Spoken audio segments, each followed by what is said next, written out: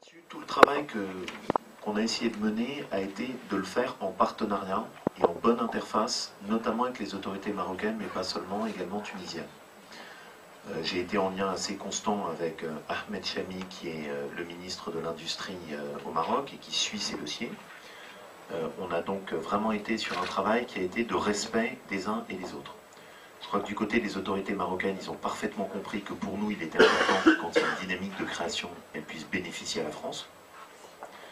Nous, de notre côté, on a parfaitement compris qu'il ne s'agissait pas de détruire des emplois au Maroc et qu'il y avait une complémentarité entre les deux. Donc le but est que ce soit sur quelque chose qui soit équilibré, et je crois que l'incarnation notamment, c'est cette clause qu'on souhaite incorporer dans le label de responsabilité sociale, c'est de dire quand il y a 2 emplois qui sont créés, on en veut au moins 1 en France. Ce qui laisse une marge de complémentarité des uns avec les autres. Donc on est bien sur une base de respect, ça n'a pas du tout été fait contre eux, mais au contraire avec eux et dans un dialogue, parce que je crois au fait que le secteur a besoin de cette complémentarité. Mais il ne faut pas qu'elle soit déséquilibrée. Et là, elle a été trop déséquilibrée dans un sens, donc on la réoriente pour redonner une dynamique et un sens à la localisation France.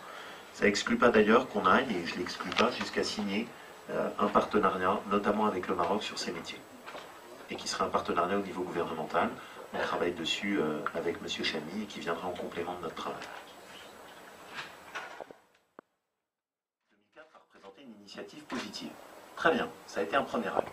Maintenant, ce qu'il faut, c'est qu'on aille plus loin et qu'on profite de l'évolution du secteur. Ici, ce qui a été fait n'a rien à voir avec ce que vous aviez fait en 2004, puisque vous n'aviez pas l'ensemble des acteurs de la même manière qui étaient autour du pot. La deuxième chose, c'est que ce qui a beaucoup manqué dans votre initiative, c'était l'engagement résolu des donneurs d'ordre, qui n'était pas sur un engagement qui était aussi important, notamment sur l'accompagnement du label de responsabilité sociale. Je rappelle qu'encore aujourd'hui, c'est relativement minoritaire les donneurs d'ordre qui sont allés sur le label de responsabilité sociale. La troisième chose, c'est que je suis désolé, moi je ne suis pas d'un tempérament à mettre la tête dans la cendre et à me dire, bah zut, désolé, on a loupé il y a 2 ans et donc on ne fait plus rien. Je trouve ça assez stupide comme démarche. Donc on essaye d'avancer et d'identifier les points d'avancée qui peuvent être faits. Première chose, sur les crédits du ministère et sur les engagements qui ont été pris sur le financement de la DEC, ils sont en ce moment en paiement et les engagements qui sont ceux de l'État seront tenus. Premier point. S'agissant des régions, il suffit de votre part d'aller demander au président de région si jamais vous le souhaitez, et puis posez-leur la question, ça pourrait être intéressant. Chacun assume sa part du job et des engagements. Deuxièmement, sur le 39-49, ça fait partie, j'en suis parfaitement conscient, il faut que l'État, sur ses appels d'offres, soit lui-même exemplaire. Il n'y a pas que ça. Il y a tous les domaines de santé, tous les domaines de prévoyance, tout ce qui est tabac, information sur la bonne alimentation, enfin, toutes les lignes là-dessus, sur lesquelles il faut que ce soit incorporé de façon beaucoup plus offensive à l'intérieur de l'État. On a parlé de ce sujet avec Christine Lagarde. On a maintenant une organisation qui est plus offensive sur l'État actionnaire et l'État dans sa passation de marché d'appel d'offres, puisque ça a été réorganisé. On a un levier pour le faire. S'agissant du 39-49, je tiens à votre disposition les statistiques en termes de taux de réponse. On était sur des chiffres qui étaient très mauvais il y a 1 an et demi. Ça s'est considérablement amélioré et aujourd'hui on est dans les meilleurs taux de réponse sur les numéros d'appel service public.